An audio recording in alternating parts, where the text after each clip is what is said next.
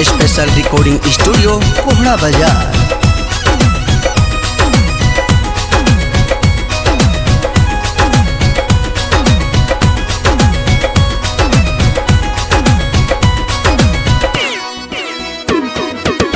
छोटी मोटी मालिन बिटिया के लामी लामी के, छोटी मोटी मालिन बिटिया के लामी लामी के।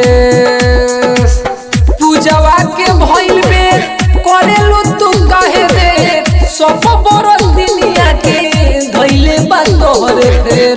पूजवा के भइल बे करेलु तू काहे दे, सब बरल दुनिया के धइले बा तोहरे फेर।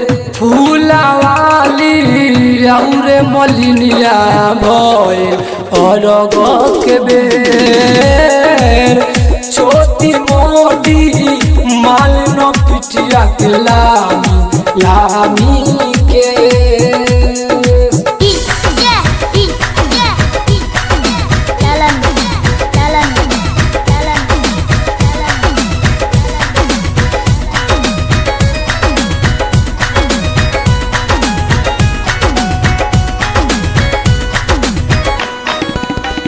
बड़ा हो शुद्ध हवे केला के पतैया, ओही रे पातू गो शादी तो गोसैया। बड़ा हो शुद्ध हवे केला के पतैया, ओही रे पातू गो शादी तो गोसैया। छोटी मोटी डोमिन बिटिया के लामी लामी के,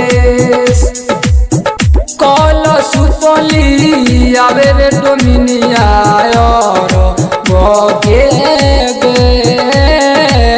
छोटी मोटी डोमिन बिटिया के लामी लामी के,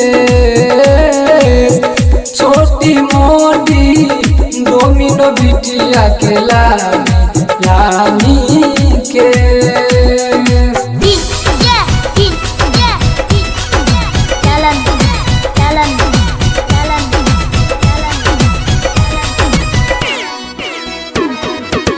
पनिया में खार बारी देखी हाथ जोड़ी, ओह फारे मोहरी आई बाबा जी थोड़ी।